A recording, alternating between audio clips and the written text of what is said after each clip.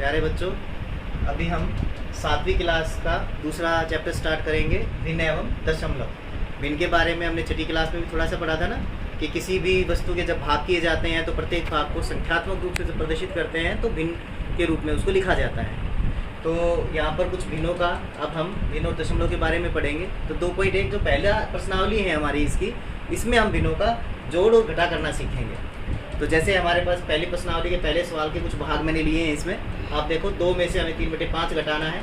तो किस तरह से घटाते हैं, तो देखो 2 एक अकेली संख्या लिखी हुई है, इसका हर नहीं लिखा हुआ, तो आपको पता होना चाहिए इसका हर क्या है। प्रत्येक संख्या का हर होता है, अगर कोई ना लिखा हो हर, तो हर एक संख्या का हर 1 है। अगर किसी संख्या का हर आपको ना लिखा हुआ दिखाई दे तो आप 1 लिख सकते हैं उस संख्या का, प्रत्येक संख्या का। अब इसमें से इसको घटाएंगे जब 2/1 में से इसको, तो किसी भी भिन्न को आपस में जोड़ना घटाना तभी संभव होगा जब उसका हर समान होगा, वरना हम उसको जोड़ और घटा नहीं कर पाएंगे। तो जैसे इसमें से इसको घटाना है तो इसका दोनों का हर समान होना चाहिए।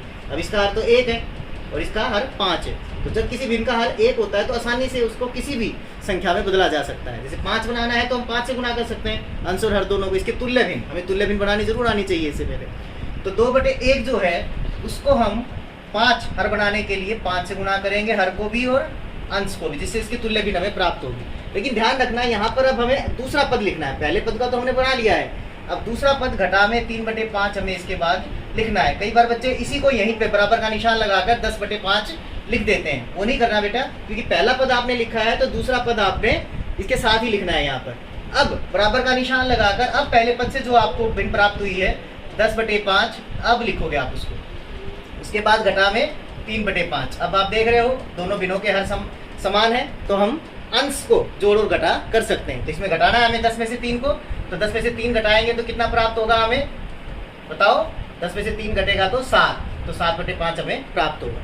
इसी तरह से दूसरी भिन्न देखो आप, दूसरी भिन्न में इसका हर 5 है, इसका हर 7 है। तो यहाँ पर भी जोड़ना संभव नहीं है जब तक हर समान ना हो। और हर को ध्यान से देखोगे तो इनको एक दूसरे में बदलने के लिए, क्योंकि ये दोनों ही संख्याएं क्या है, विषम संख्याएं हैं, आप देखो तो हम इसको एक दूसरे में बदलने के लिए 7 जो इसका हर है उससे इसको गुना कर सकते हैं ऊपर नीचे, और 5 जो इसका हर है उससे दूसरी भिन्न के अंश और हर को गुना करेंगे तो हर समान प्राप्त होंगे हमें। तो जैसे 3/5 है हमारे पास पहली भिन्न, तो 7 दूसरी भिन्न के हर से इसको गुना कर दें अंश और हर को, और इसके बाद दूसरे पद को लिखेंगे हम 2/7 को, इस दूसरी भिन्न को लिखेंगे, और इसको 5 से, इस दूसरी वाले इससे 5 से गुना करेंगे तो हमें क्या प्राप्त होगा, पहली भिन्न हमारी बन जाएगी 21/35, और दूसरी भिन्न क्या बनेगी यहाँ पर हमारे पास 5 दूनी 10, 10/35, तो वो 10/35 प्राप्त हुई। अब दोनों भिन्नों के हर देखो समान हो गए हैं, तो समान होने पर हम आसानी से इनको जोड़ सकते हैं। फिर से वही अंश जुड़ जाएंगे, हर हमारे समान रहेंगे। अब की बार मैं दिखा नहीं रहा हूँ, आप अपने आप कर सकते हैं। 21 में 10 जुड़ेगा तो कितना आएगा, 31, तो आसानी से आप भिन्नों को जोड़ भी पाएंगे। अब 5वां भाग लिया फिर मैंने पहले सवाल का, इसमें 3 भिन्न है हमारे पास। आप चाहो तो इनको 2 करके पहले कर सकते हो, 1 को बाद में जोड़ सकते हो, या तीनों को एक साथ कर सकते हो। तीनों का हर देखोगे 10, 5 और 2 है, तो बराबर भिन्न बनाने के लिए हमें क्या कर सकते हैं, 10 सबसे बड़ी संख्या है और 5 के पाड़े में भी 10 आता है और 2 के पाड़े में भी 10 आता है। तो 10 वाला जो भिन्न है हमारी, इसको ऐसे ही रखेंगे एज इट इज, और दूसरी और तीसरी जो भिन्न है उसका जो हर है उसको हम बदलेंगे। तो कैसे, इसको हम जो 2/5 है इसको 10 में बदल सकते हैं, इसके हर को इसके तुल्य भिन्न बनाएंगे 2 से गुना करके, नीचे अब 10 हो जाएगा हमारे पास प्राप्त होगा।